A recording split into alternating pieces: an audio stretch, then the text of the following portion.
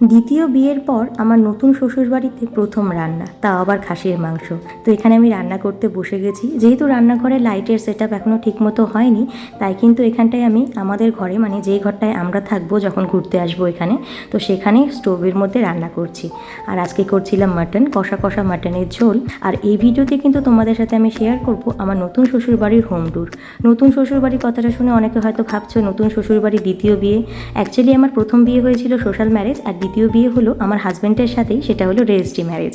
ব্যবসার কাজে আমার শ্বশুরমশাই এবং শাশুড়ি মাকে মাঝে মধ্যেই ভাড়া বাড়ি চেঞ্জ করতে হয় আর বিভিন্ন জায়গায় যেতে হয়। তো ওনারা এখন কালিয়াগঞ্জের এই নতুন ভাড়া বাড়িতে এসেছেন, আর এই নতুন ভাড়া বাড়ির হোম ট্যুর তোমাদের সাথে শেয়ার করছি। এই যে ঘরের একটা কোণে আমার শাশুড়ি মা ঠাকুরের সেট আপ কিন্তু খুব সুন্দর করে বসিয়ে দিয়েছেন। আর এটা আমার শ্বশুরমশাই শাশুড়ি মার ঘর, আর এই প্যাসেজের বাঁদিকে বাথরুম, তার উল্টো দিকে একটা ওয়াশ বেসিন, আর সামনে রান্নাঘর। আমার নতুন শ্বশুরবাড়ির হোম ট্যুর তোমাদের কেমন লাগলো অবশ্যই কমেন্টে লিখিয়ে জানিও, আর চ্যানেলটি সাবস্ক্রাইব করতে ভুলো না, আর একটা লাইক করে দিও।